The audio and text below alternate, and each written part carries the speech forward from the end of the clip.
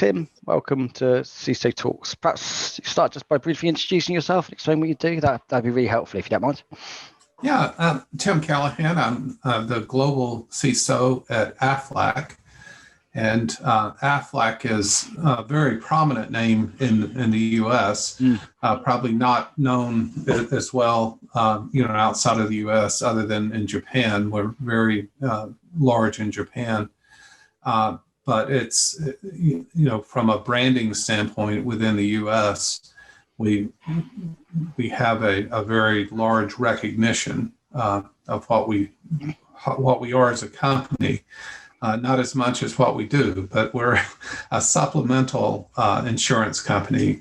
We sell voluntary insurance through the employer, but we have been moving more to a direct-to-consumer model. So that's who we are.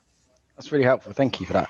So one of the things I'd really like to talk to you about today is we had a really interesting conversation before about this concept of managing risk, and in particular managing sort of third-party risk, and understanding, really what are some of the things that we can do to mitigate these things, which is obviously quite relevant as a result of the events of the last sort of 6 months or so with regards to solar winds and the like. What are your thoughts around this topic? What do you think we're getting right first of all? And what do we think we're getting wrong in this space? Well, in most of my background historically has been in the financial services sector. Right. I retired from the military and then went to work for a bank. And I will say, because of the nature of banks and insurance companies, we have tended to have a fairly robust third-party assessment program. But it's very difficult to go beyond, kind of the questionnaire.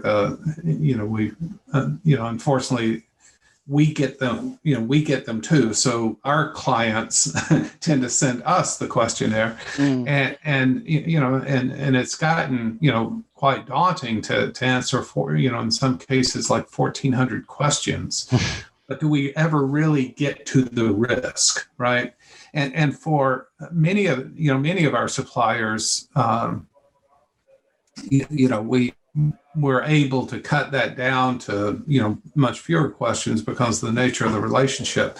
But when you really get into our high risk suppliers, how do we know and how do we assert? And I bring kind of the history up because this is a challenge we've had for years, and kind of going beyond the compliance aspect of saying, yes, I'm evaluating our suppliers. Yes, I'm asking them these questions. No, I don't really know if they're lying to me, and not that anybody would, but I don't.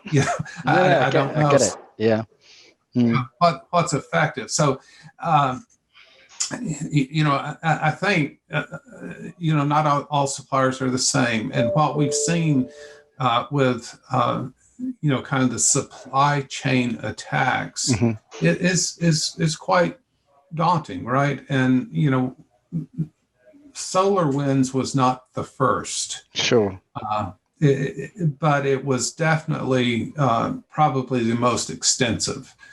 And, so there's been a lot of conversation about, from not only a company standpoint, my private company standpoint, but from a governmental response, how can we get our handle on this, or how should we? And then, very similarly, what we saw with the Microsoft issue in the last couple of weeks is a very similar type of attack, in that, we're so reliant on our technology partners, but they too can be a victim, and through that path, we can become a victim. Right. So I think that's really interesting. That's kind of the daunting task before us. Well, one of the things that you mentioned earlier, and I think is a really, really important point, and something that is really important here, is that, like, we recently have been dealing with a large financial services organization, and we had one of these questionnaires come through, and it was 636 questions, and I'm thinking, as some of my team were going through this, I'm thinking, like, how is this really protecting the potential client against risk?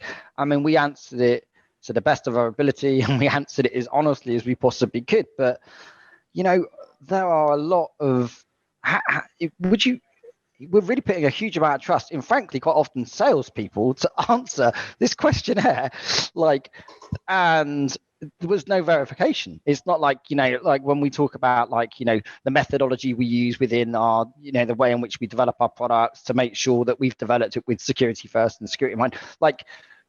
Is that being verified? How are we actually validating this information? Because if we're not, it's not worth the paper it's written on. And I dare say a majority of these things that go back, it's just nonsense. I don't know how that's really improving. It might be ticking a box. It might be saying, well, we asked the question, but is it really delivering a better level of security? Is it really giving that organization any more security than not having sent it in the first place? I'm not convinced. And it's not like we're not doing things in the industry to try to get that, right? And that's kind of the frustrating thing. There's been products like BitSight and Security Scorecard and some others that give you a rating, right, of this supplier. Right. And so that's one thing. We also have the SOC 1, SOC 2 kind of structure. Where we go to our suppliers, especially those that host, and say, we want to see your SOC 2, right? So they do, and that's an independent verification of sorts. That makes sense. But yet we still see compromises at these places, right? Mm-hmm. So, and then a SOC, which is a deep dive. I mean, we do it for our class because it's a deep dive into process and programs and things of that nature. But when you talk about the security of code coming out of a supplier, a technology supplier, right? Mm-hmm. So the SOC will talk about the process of what they do to develop the code, the checks, the balances, and things like that. But it never can really, and again, a SOC, the limitation is a point in time, right? That when they did this assessment, at this stage, they were of that level. That's right. Yeah.